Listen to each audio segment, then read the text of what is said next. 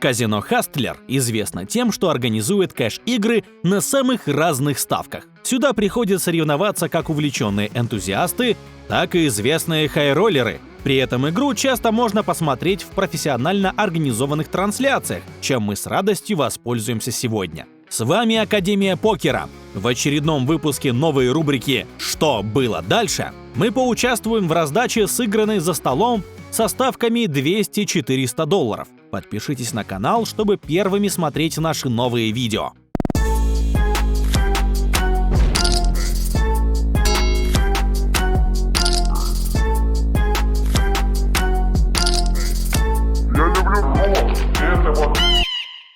Главные действующие лица. Любитель Питер, хорошо знакомый зрителям дорогих кэш-игр, а также его земляк Чарльз Ю. Последний также далеко не профессионал, однако за 99 эпизодов различных покерных шоу находится в плюсе почти на $1 миллион. Раздачу невольно начинает Бритни Джинг. Она вносит страдл в размере $800 на ранней позиции. На лоу-джеке Питер. Он уравнивает страдл с одномастными королем и шестеркой. Его примеру следует Стив на хай-джеке с разномастными дамой и валетом. На баттоне Чарльз. Его руку мы пока не видим. Он объявляет 3-бет до 5000. Блайнды сбрасывают. То же делает и Бритни. Ее рука никак не тянет на продолжение. А вот Питер сдаваться не собирается. Кол. Стив фолдит и оставляет Чарльза 1 на 1 с Питером. Пройди тест на покерный скилл в нашем телеграм-канале и получи возможность записаться на курс от Академии Покера. Ссылка на канал в закрепленном комментарии под видео. Итак, в банке $12600. У соперников традиционно для казино Hustler огромные эффективные стеки. 658 больших блайндов. Есть где разгуляться. Выходит спаренный борд из 2 девяток и шестерки радугой. Питер предсказуемо чекает, как префлоп-коллер. В целом, этот тип досок не предполагает донк-бетов, так что все логично. Чарльз ставит конт-бет $4100, приблизительно треть от банка. У Питера вторая пара. Не сказать, что это топовая рука, но, естественно, выбросить ее он не может. Наверное, кол. Не тут-то было. Питер не изменяет своему стилю и выбирает агрессивное действие. Рейс до $14100. Итак, самое время для того самого вопроса. Что было дальше? Варианты развития ситуации. Чарльз уравнивает, но выбросит на терне. Чарльз перейдет в оборону и заколирует на дальнейших улицах. Чарльз перехватит инициативу 3-бетом и продолжит атаку на терне. Чарльз сделает 3-бет, но чекнет терн. Первый вариант предполагает, что у Чарльза не готовая рука, которая рассчитывает на усиление. В первую очередь напрашиваются туз-король и туз-дама. Но попав в свой ран-аут, эти комбинации не слишком охотно продолжают на поздних улицах. Второй вариант был бы логичен с префлоп-монстрами вроде карманных королей и тузов. Ведь какой смысл разгонять банк с руками, которые уже либо далеко впереди, либо далеко позади? Сюда же можно отнести готовые трипсы и фулл-хаусы, а также не желающие рисковать стрит-дро 8-7. Третий вариант в теории выглядит неуместно, но был бы отличной подстройкой под Питера, который известен своей агрессией. Здесь отлично смотрелись бы уязвимые оверпары вроде десяток, валетов и дам. Да, и с частью трипсов вполне можно рейзить на value. Ведь если Питер проявил агрессию, дождаться от него фолда не так просто. Четвертый вариант предполагает, что Чарльз, скорее всего, проверяет, где находится по отношению к спектру Питера. Проверь свой уровень игры в покер, получай новый контент раньше всех, уникальные бонусы для покеристов. Все это в нашем телеграм-боте. Также ты сможешь записаться на пробное занятие в Академию Покера и достичь результатов, как наши ученики. Ссылка на бота уже в комментариях под видео. Кроме того, если он 3-бетит с оверпарами, то на некоторых ранаутах продолжение агрессии чревато потерями. Например, семерка или восьмерка сильно скоординирует борд, сделав его опасным.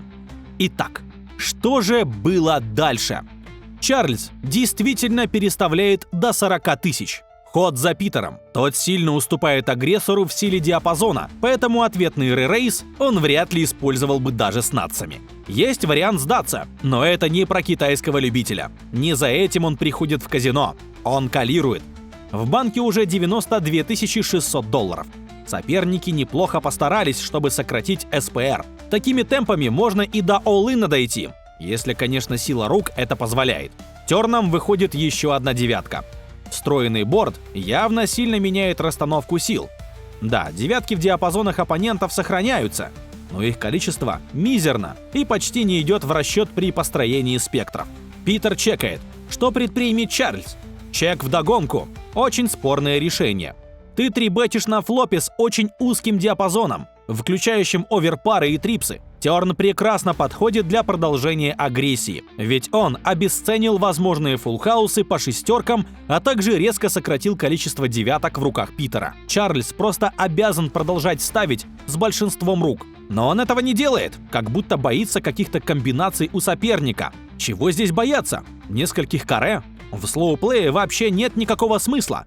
А значит, диапазон ставки нужно плотно приправлять блефами. Так что пропуск хода выглядит очень слабой линией. Банк остается неизменным. Четверка на ривере ничего не меняет. Ход за Питером, который, вероятно, слегка растерян из-за линии, предложенной оппонентом. Тот репрезентовал очень сильную руку на флопе, затем усилился диапазоном на терне, но почему-то остановился. У китайца фулл-хаус, который уступает множеству фулл-хаусов противника. Но только есть ли они у Чарльза? Стал бы он чекать терн с условными тузами, дамами или даже десятками?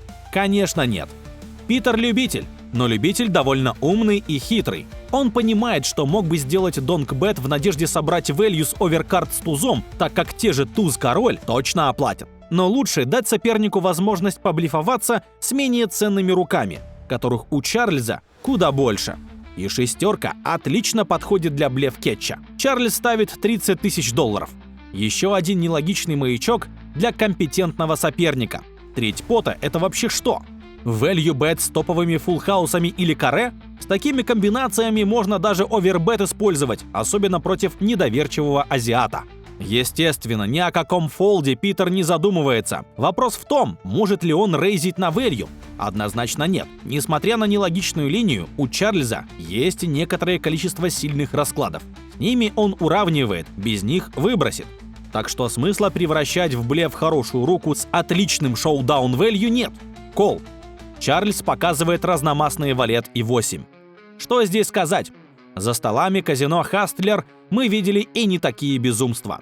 В покере не так много рук, которые еще хуже смотрятся в спектре сквиза. Они почти ничего не блокируют и имеют мизерный потенциал на усиление на постфлопе.